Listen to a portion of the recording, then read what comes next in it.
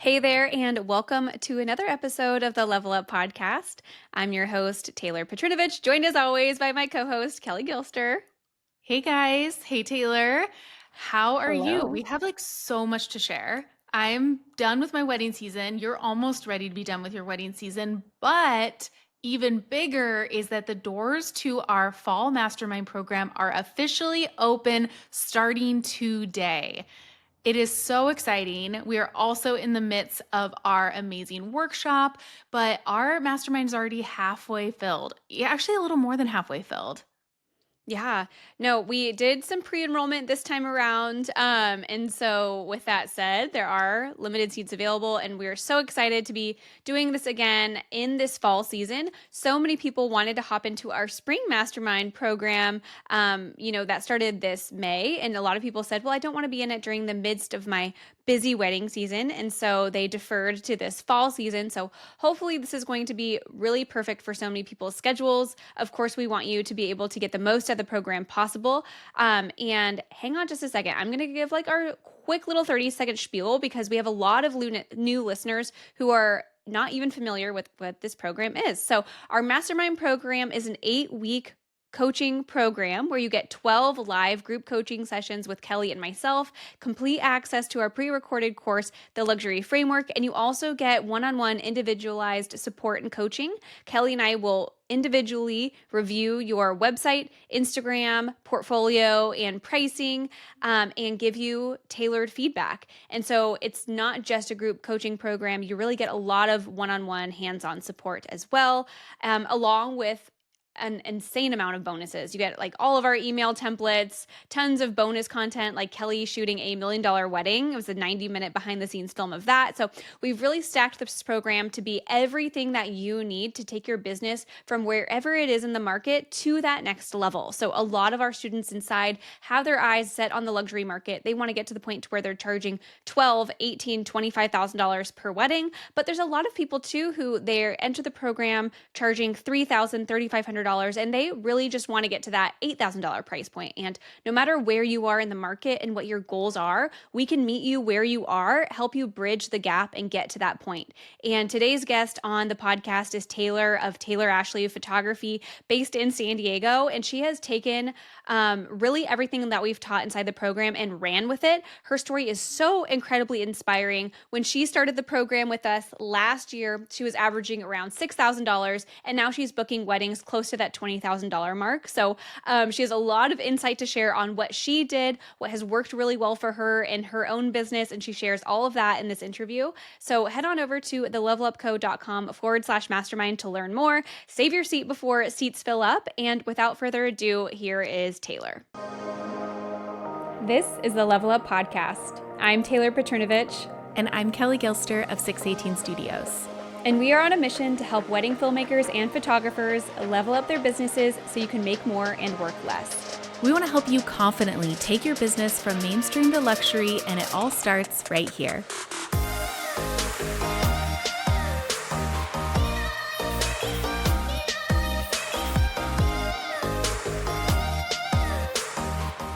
Well, hey, Taylor, thank you so much for joining us here on the podcast this week. It's been a long time coming. Taylor and I have been wanting to bring you on, and we're so excited that it's actually happening today. So how are you?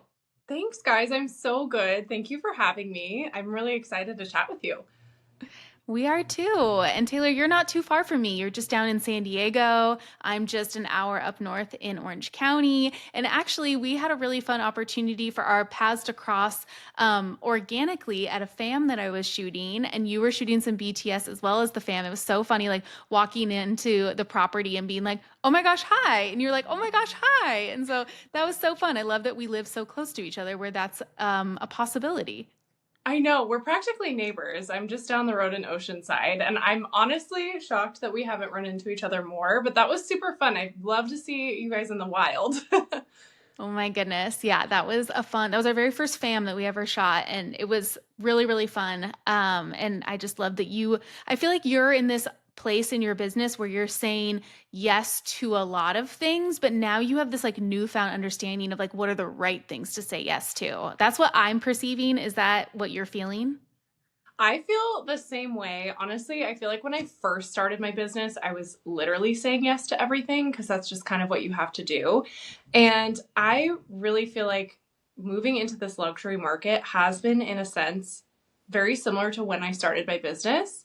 So I'm kind of taking some of the same principles and like reworking them. So I'm saying yes to a lot of things that I normally wouldn't say yes to, but I'm being very choosy about where I'm going and the direction that I'm kind of headed in. Yeah, I mean, it kind of makes sense. When you start serving a new market, it is like starting over in a sense of the word. And so, yeah, being a little bit more open. Before we get too deep into the podcast, would you please introduce yourself to the listeners and give them kind of an idea of who you are, what you're doing, and if you feel like kind of giving us an origin story of how you got started in the industry, that's always really fun to hear. Yeah, I actually feel like I have kind of a cool origin story because when I first started in the industry, I was in college and I was majoring in event management at Cal Poly SLO. And I had big dreams of being a wedding planner. That was like my trajectory. And I interned for a few wedding planners in college. And then my first job out of college was working as a wedding coordinator for a big company in LA. And photography was just always kind of my hobby. And when I moved down to San Diego, I actually got like picked up by a company that was doing something totally different. It was sales. It was not what I was doing before at all. And so I kind of like found my way out of the industry. And so when I first shot a wedding in 2017, I was like, oh, I remember why I loved the industry so much. And I honestly feel like my history as a planner has helped me so much in my job. It really has helped me understand the whole big picture of the event and like be able to work as a team with the vendors a lot better than maybe some photographers do. I think a lot of people struggle with kind of the balance between like business and art. And working as a wedding planner, I think has just given me so much perspective on everything. And it just kind of helps me really pay more attention to the details. I really feel like I'm good at pivoting anytime there's big changes. My like big I guess desire for my couples is to feel like I'm really taking care of them and giving them a good experience and really helping make the day smooth, even if that's just being a calming presence for them and giving them a lot of direction so that they don't have to feel like that's one more thing on their mind. Like I want them to enjoy the day. And I think when you are worried about like, is my photographer giving me good direction? Is she like understanding the timeline? Are we running off course? I think that that can make brides really stressed out. So I've kind of taken like my planner brain and like brought it into this season of my life. And so now I've been photographing weddings since 2017. And when I connected with you guys, I was in this kind of rut in my business where I was like, I'm serving a lot of clients in this mid market and I'm feeling really burnt out. Like, in order for me to make a living, I'm going to have to shoot 35 weddings a year. And Kim Alvarado Films was the one who told me about you guys. And I was like, I'm in, sign me up. And honestly, when I started Level Up, it was literally like starting my business over. Like when you first start a business, you are working so hard. You're like pounding the pavement. You're doing everything you can marketing wise. You are saying yes to everything. You are like really putting yourself out there. And then you get to a point where like you're getting the referrals, you're getting the leads, and your business kind of runs itself. And I was like in that coasting mode where I like wasn't really posting on Instagram that much. I wasn't networking. I was just kind of like doing my job. And so when I started Level Up Co., I was like, okay, this is just going to be the same mindset that I was in when I first started my business, which I know I can do, but it's going to be, again, pounding the pavement and really implementing all of these new things, but then continuing to do that, not just like saying, okay, I did it. Yeah. No, it's so funny when it comes to business and growth and all of that stuff. I think so many people think that it's just a one and done. Like you revamp things once and then now you are forever set, but it's more closely to like going to the gym or like eating healthy. Like you can't just eat one salad and be like, I'm Yeah. healthy. Like now I'm going to go back to my old ways or whatever. It's like a daily practice and it's something you do week in, week out to really see that momentum build. And kind of to your point too, like it can be hard to get the momentum to build. It's like hard to push that ball, but once it's going like down the mountain, it feels easier and easier as time goes on, but you still have to give it like little nudges along the way. And it's something that Kelly and I are even doing like all the time in our own businesses. Like you do have to show up and repeat and do all the same things, even down to portfolio curation. Like Kelly and I do that all the time. Actually, just like helped her pick out some of her clips for her website banner. Like we're doing those things all the time, and it's nice to hear your perspective on that too, as someone who's like starting to build that momentum again in this new market. Can you give us an idea? I love talking numbers. I'm like the numbers girl. I would love to hear maybe like where you were as far as price point, like before you hopped into the program and where you are now, because I have a feeling it's going to be night and day. Yeah, it really is. Like I would say before I got into the program, my weddings were anywhere from like five to $8,000. Like my average was probably like around six.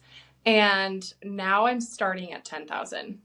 And I have a few weddings booked for next year that are closer to the 20,000 range because they're multi-day events.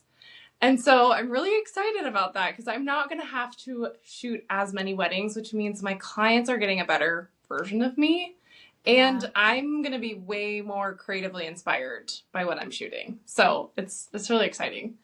That's so exciting. I love that you're stepping into like the full weekend experience. It makes all the difference. And I think all of us, whether if you're listening and you've come to this realization or not, at some point you'll find that like shooting those 2 to 3 weddings per weekend, not just like 3-day weddings where it's one wedding, but like 3 separate weddings per weekend or 2 separate weddings per weekend, like I'm sorry, but like that couple on that Saturday or Sunday that was after that wedding the day before, like they are really not getting the best version of yourself. We realized that 2 years into business, we were literally doing like Saturday, Sunday, next weekend, Saturday, Sunday. And when we started to find ourselves being like, hey, Paul, will you go like and shoot like the entrance of people coming in way on that other side of the property? And he's like, my feet hurt so bad. I really don't want to. And like, I think any of us sitting here can like, you're nodding along. Like, I've totally done that where Yeah. I've like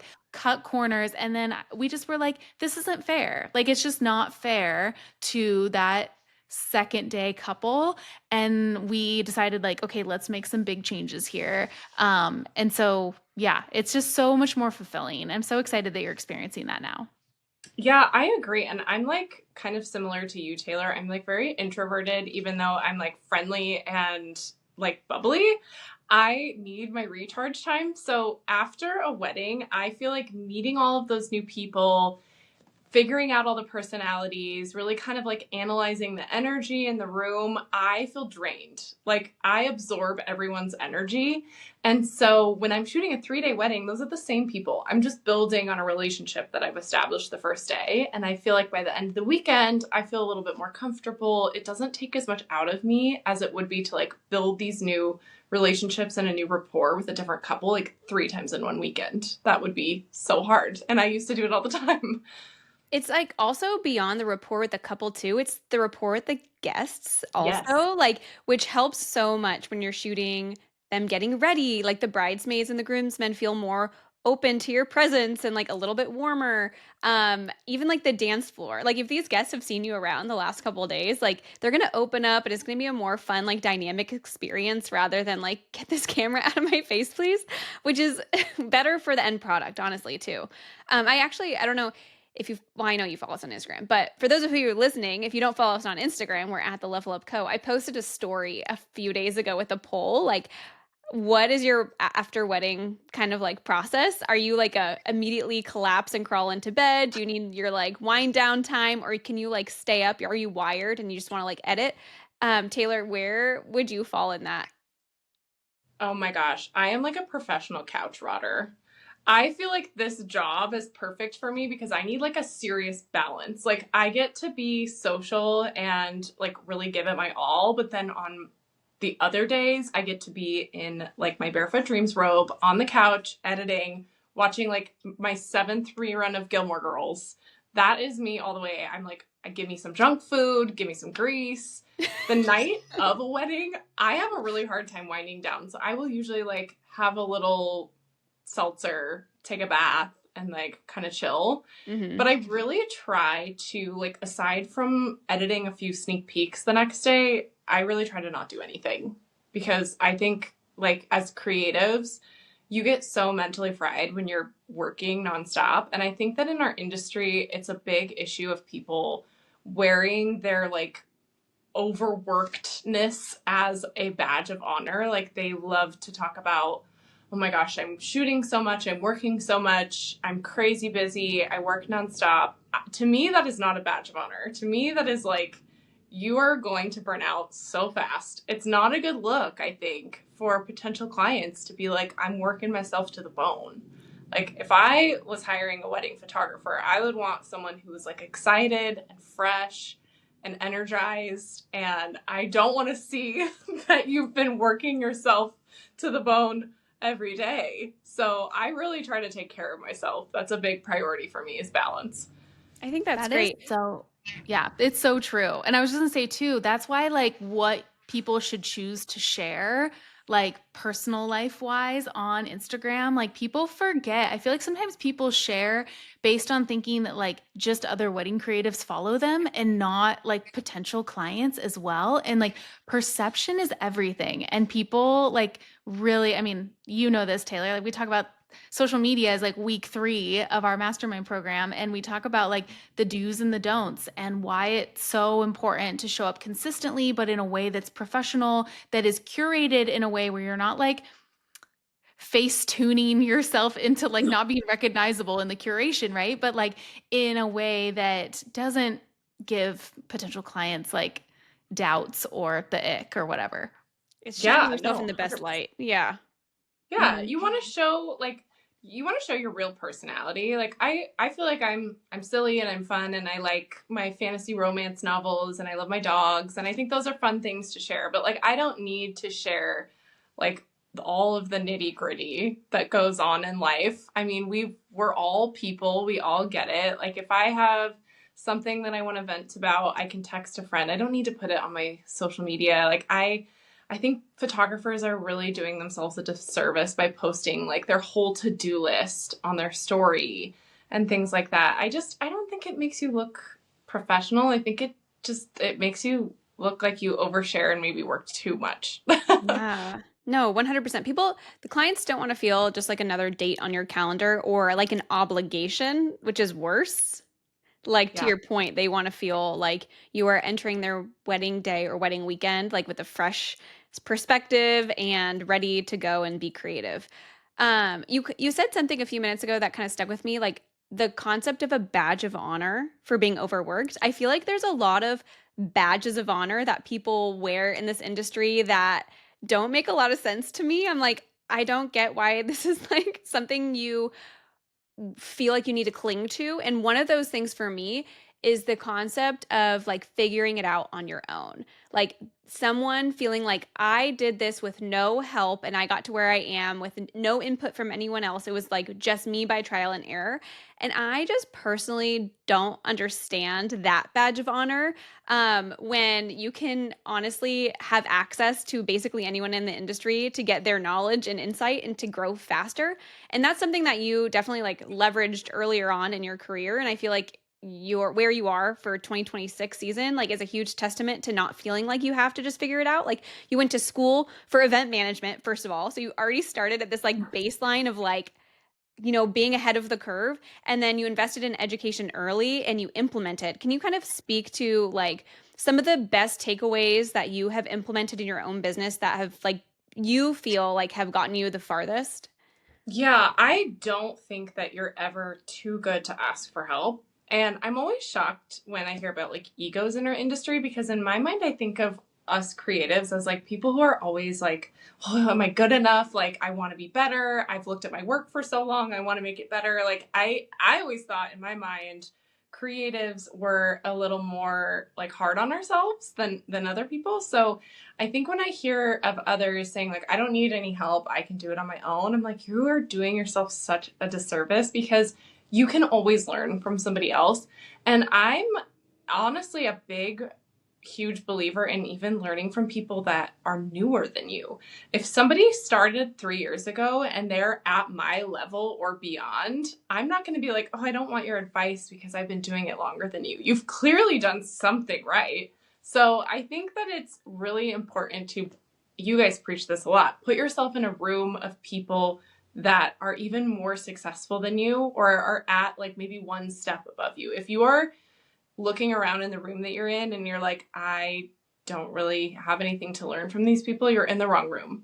And I just think that choosing your circle wisely is so important, but then it's also a huge deal to like find people outside of your circle, go outside of your comfort zone, like maybe not even necessarily seek advice from people in your industry, but like my brother is a big source of advice for me because he started a business when he was younger. It's in a completely different industry, but you can learn from so many different people. And so many parts of our job translate into lots of other different industries, marketing, sales, just how personable you are with clients. And I think when you are choosing who to get your advice from, maybe just be a little bit more open-minded.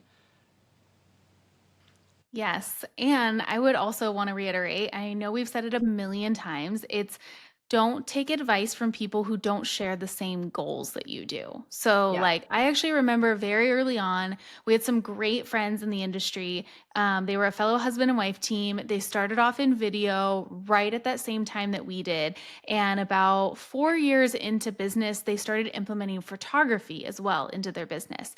And they were like really trying to encourage us that, like, this was it. Like, adding photography to their services was like the best thing that they ever did. And we just realized like we just had different goals. Like for Paul and I, like we had no desire to learn photography. We had no desire to build out a bigger team. We like to keep it like small and close knit. And I will say that like I mean, these friends of ours, they're not in business anymore, and actually it like ended up kind of being like a disservice to their business by adding it in there. We could go on and on about that, and I'm sure I'll ruffle some feathers by saying that, but it ended up just like it just was not the same goals that we wanted, the same thing that we wanted for our business, the same business structure. I'm like fumbling over my words, but just think about it in terms of like look to those whose business you want. Look to those whose business adds to their life, the life that you really are inspired by. And like that's the best advice I can give when it comes to like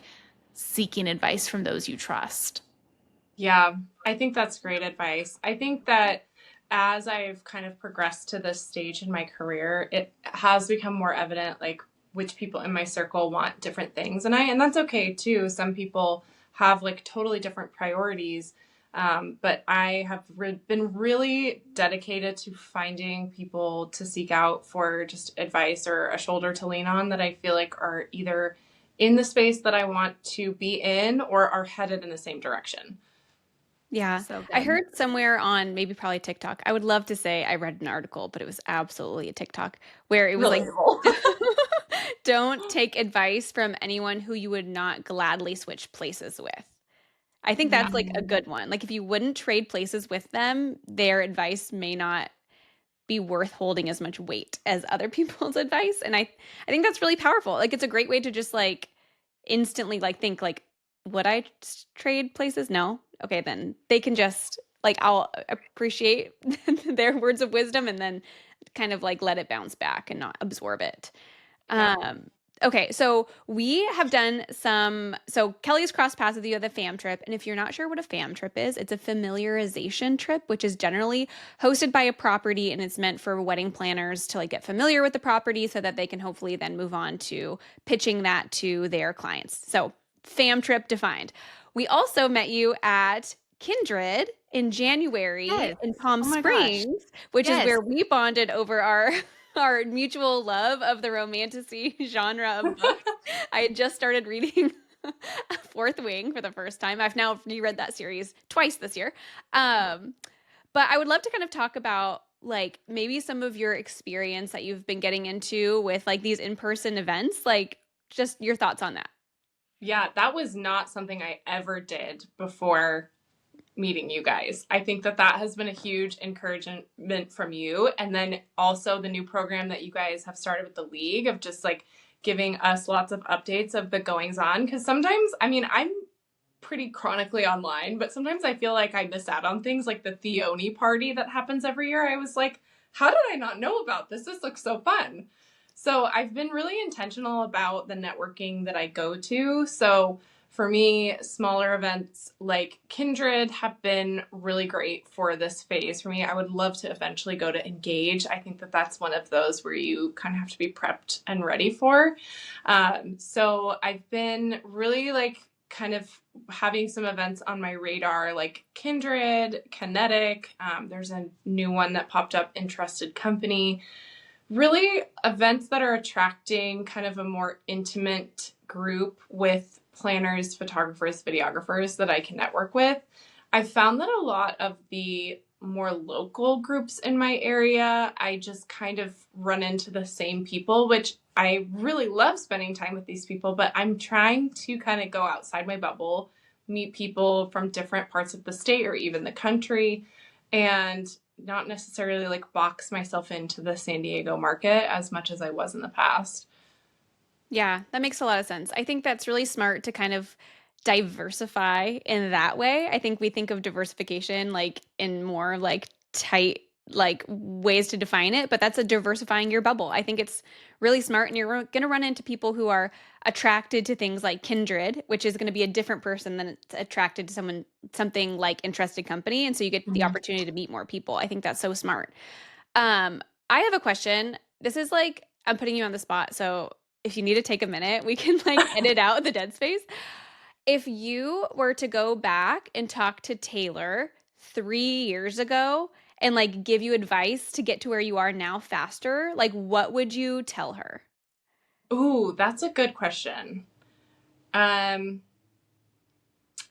Honestly, one thing I would say, which is advice that I still tell myself to this day, is it's all going to work out. I am such a panicker. Like, if I go a long period of time without booking something, I start to panic and I'm like kind of a doomsdayer. It always works out. And I feel like I need to have more faith in myself because I'm not the type of person to just let things happen and just sit back and go, oh, well, I will always figure out a way. I'm scrappy. So I think just to tell myself to like enjoy the growth a little bit more. It's not always going to be comfortable. I think growth can sometimes be painful. And there's really no point in just like sitting back and waiting for something to happen. You have to make the effort.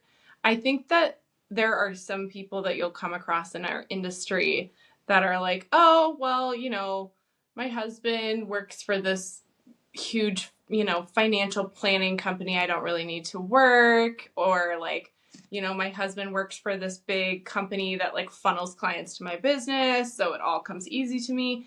That is like the 1%. And more power to them because that sounds awesome. But I think the majority of us are doing it on our own and we're starting from scratch.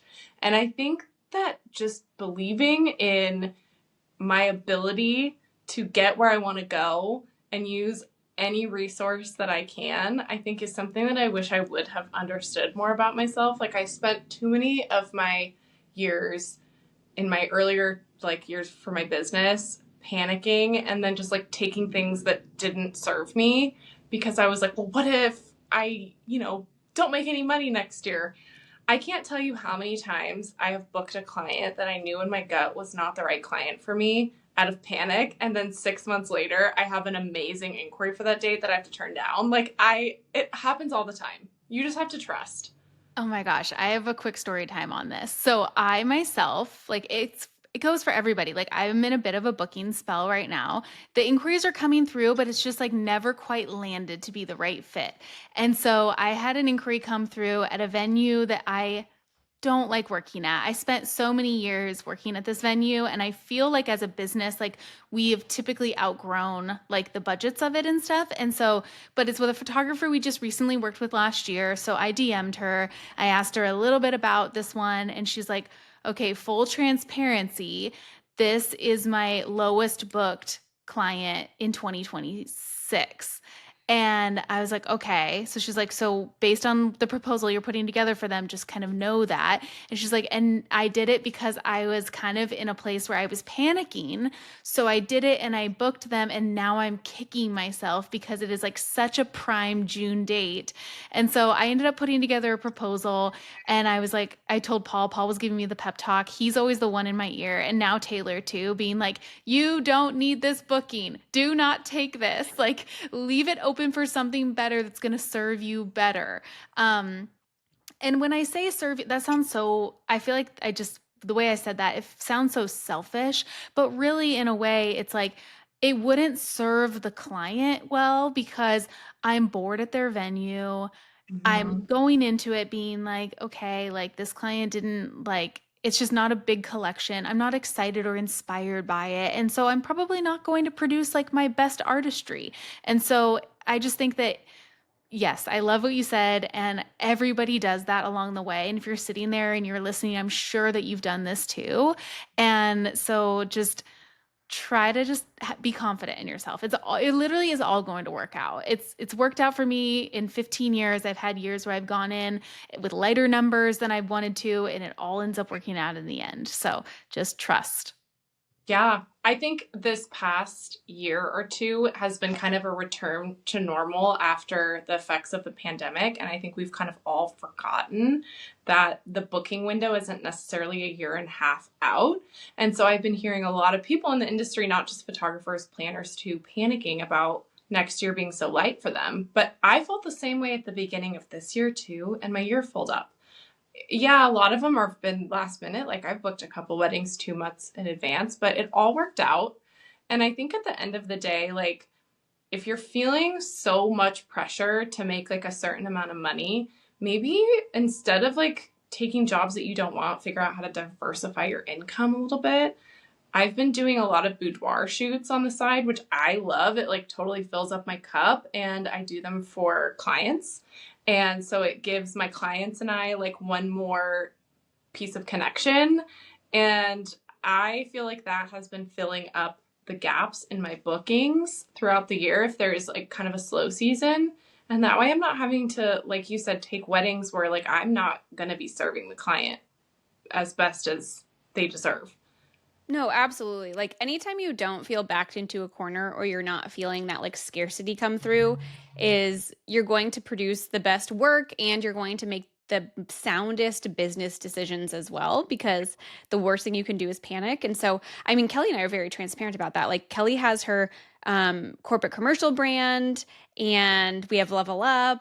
And you know what I mean? And so we absolutely believe in the power of diversification too. And we honestly think that that played a role in us being able to grow so quickly. And we actually have another program called the Revenue Multiplier that we'll be bringing back out here in a few months for those of you who may have piqued interest about this concept. But I think the best thing that anyone can do right now to set themselves up for 2026 success is to identify the things that need to get done and do the things. You had mentioned earlier that like some people just don't take action. And if you are the kind of person who overthinks things and so that holds you back from taking action, or you straight up just like are looking around and not sure what to even do, or you're just kind of sitting on your hands procrastinating because it feels intimidating to take action, Kelly and I would love to guide you. As of today, the doors are officially open to our Mastermind program. We would love to have you. This fall, we are doing a condensed 8-week program for our Mastermind, but it's the same 12 sessions, just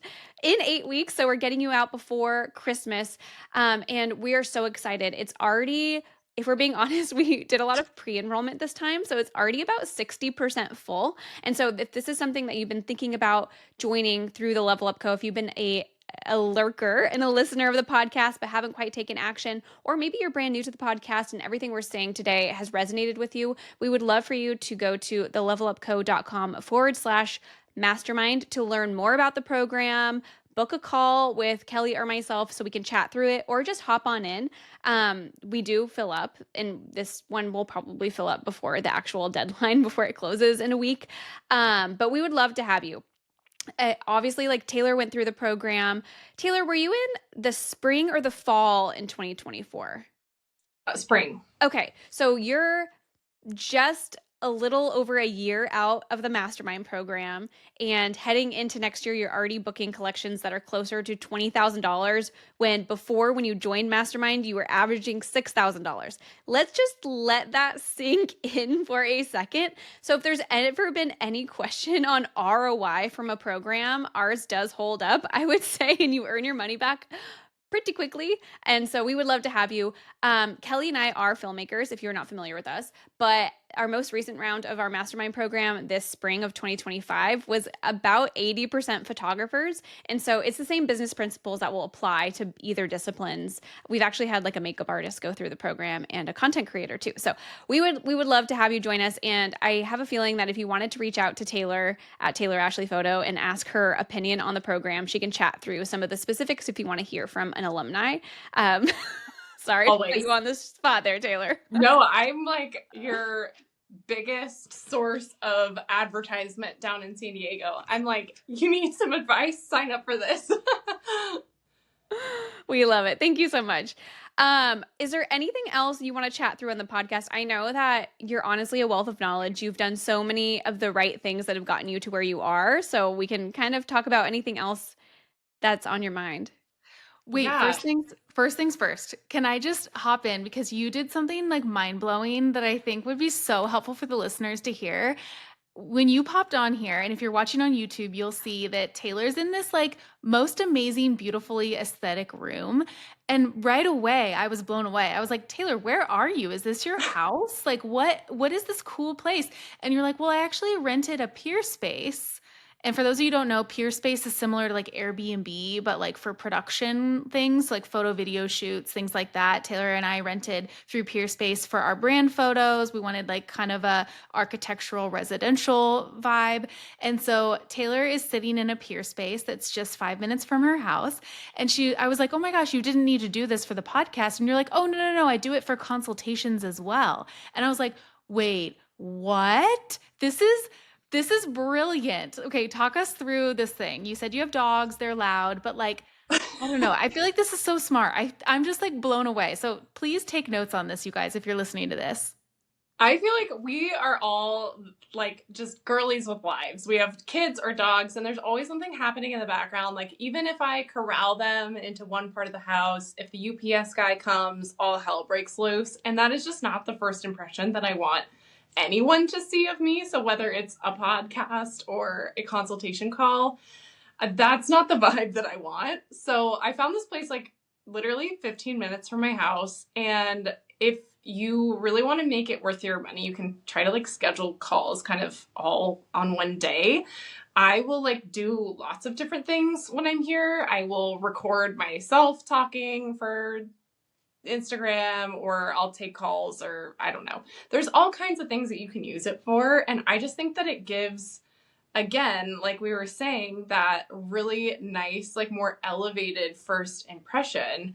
And so, if I have like a day where my husband's home and I can tell him to take all the crazy animals out of the house, then I will use my office because I've like styled it nicely. But like, this has window light and pro photo lights, and I have a mic if I need it. It's just, you're set up better for success, I think, in a space like this.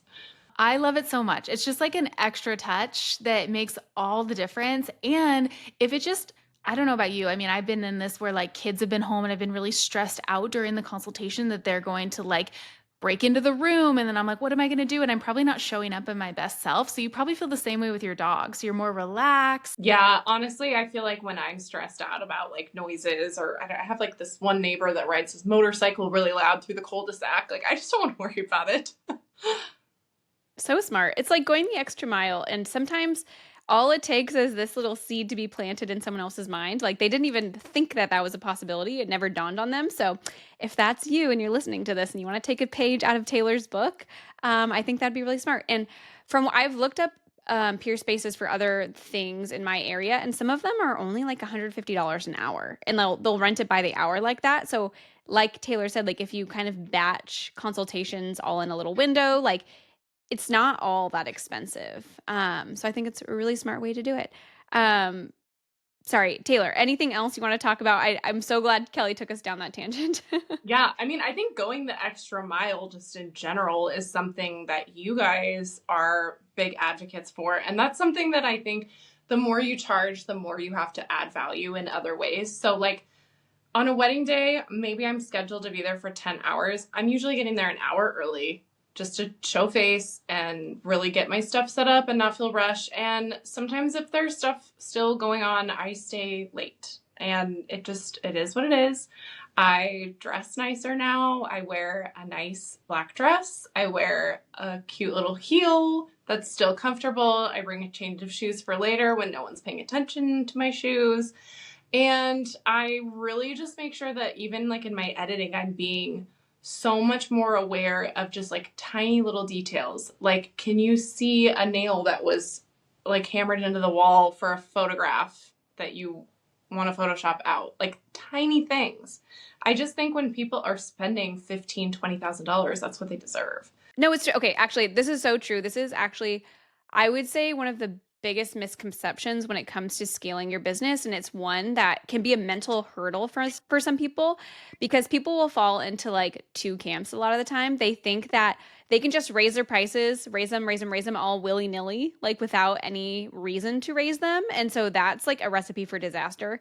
Or they feel like the only way to add value is to like get better at their craft, but they feel like they've like hit a wall. So they have a hard time finding ways to add value to their clients. And they're totally missing all the things that you just said. There's so many, like there's infinite amount of ways to add value to your clients' experience, to the things that you're delivering, to the feeling on the wedding day or anything like that. And I think it's cool that you're being creative in ways that you can do that, like photoshopping things out. And for photographers, that's easier than for filmmakers. But for filmmakers, like we can still mask things out too. And Yeah. if you are charging $25,000 for a wedding film and someone walks behind that main camera during the bride, like walking down the aisle, like mask it out. Like I feel like you kind of hit the nail on the head. Like they deserve that. And that's what you're charging for. That's why they're paying so much money, because they want that next level of service.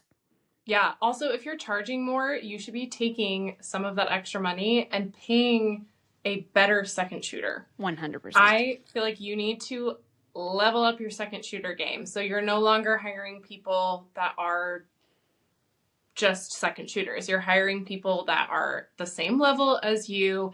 I love to hire second shooters that are better at different things than me. So, like maybe somebody that focuses mostly on film so that I can focus on digital. Or if I'm knowing that I'm going to really be in the weeds with portraits, this person I know is like amazing at candids. So I'm really trying to like balance out the talent and make sure we have like a little of both, because I love a gallery that feels like there's little pieces of like editorial art in there, but as a whole, it feels very like natural and more of like a documentary style. And I know we're all so tired of hearing documentary and editorial. But I like it to be a mix. I like a little bit of everything. So for me to do that properly, I need to hire someone who maybe charges me $100 an hour instead of $65 an hour. And now I can afford that. So I think that that's been a huge change that I've made, is being a little bit more spendy with who I'm hiring to help me. Yeah, just because you're getting paid X amount more doesn't mean you're pocketing all of that more. Like it's being allocated to different things. Absolutely. Like I fully support hiring somebody who's like more talented than you. My favorite thing is hiring someone who's like really great at drone, and that could go for photo or video. Like there's just not enough time, whether you're good at it or not. Like, and it's kind of the same as you. Like maybe you are great at shooting details, but if you hired a photographer, second shooter who's great at details, if something gets a little funky with the timeline, you can at least feel confident in sending them over to go do that. It's almost like an insurance policy. I also, Mm-hmm. this like, filmmakers have a little bit more gear than photographers. But I always have my second shooters bring like nearly their entire gear kit. And I feel like people don't understand why. Like when the first time they shoot with me, they're like, why? And it's like, well, if something happens to me, I need you to be fully equipped to like carry out the day the same way I would. And so they're hopping on a plane and bringing all their gear to shoot with me. And a lot of times it goes untouched. But guess what? The one time I don't have them do that, like something's going to happen and we're going to need it. So it's like, that's what you're paying for, you know? Yeah, 100%. I'm always in like insurance plan mode with things. And I think too, like when you are at a place in your career where you feel like, you're booked out for the year, you're happy with where you're at, I don't think anyone should ever be above second shooting. I love second shooting and I second shoot with my friends. I like to help people that I don't know. There's always something that you can learn. And I think for people that are majority shooting their own weddings, it gives you a chance to kind of like look at things from a different angle and perspective and be a little bit more creative than you would get to be as a lead on the day of. So I don't ever feel embarrassed reaching out to somebody that has a lot of followers or shoots a lot of weddings to ask for help, because I like to do it. And, if they feel offended, that's on them. But I'm always happy to like expand my network. And I feel like I've learned a lot second shooting from other people, even like in the last couple of years of my business. And I don't think that that's something that I will ever outgrow. It's a good opportunity to make a new connection and to look at a wedding from a different perspective. I think that's cool. And especially when you start shooting fewer weddings, I feel like we fall out of like the flow. Actually, like I was telling Kelly the other day, I was like, my mind feels like it's bursting because like we balance this level up like brand, which is a full-time job in itself. And then now like entering busy season with weddings, I was like, oh my God, I'm going crazy. I can't like think about all these things. And she's like, well, it's just because you haven't shot since like last November. And I was like, you're so right. Like getting out of like the reps and the rhythm and like feeling like you have momentum, like can be really hard to like dive back into weddings and like have it feel natural. But I do feel like if you're able to like fill your calendar with second shooting, like it almost like keeps you like in it. Like it keeps that like the momentum rolling, if that makes sense. I don't know. I've never second shot before only because I have 1 million children, but I feel like that would be really helpful for a lot of people. And actually, I wish I had the time to do it. Yeah, honestly, I think it's a big option for expanding your income. If you're worried about how much you're going to make that year and how much you're booking, pick up some second shooting jobs. And that way you can feel a little bit less stressed out and it helps you. Yeah. It helps everybody. It helps everybody. Absolutely. Yeah, you get paid, they're happy, like everything. So Yeah, good. totally. So good. Well, Taylor, we have loved having you on this week, and we talked about so many different things, which I think the listeners are going to love. I'm so glad that you were able to spend this time with us, and we are so excited for just your continued success, the success that it sounds like you're going to have a really great 2026. If people are listening, they haven't had a chance to connect with you, see your beautiful work, where can they find you online? Yeah, thanks, guys. I've had so much fun. I'm such a yapper, so I feel like we've gone on a lot of tangents, but hopefully everything has been really helpful for listeners. You can find me on Instagram at Taylor Ashley Photography, or on my website, taylorashley-photo.com. Thank you for joining us in today's conversation. Please help us reach more filmmakers and photographers like you by taking a screenshot and sharing it to social media. And don't forget to tag us at The Level Up Co. And join us again next week, same time, same place, as we continue to level up the industry together.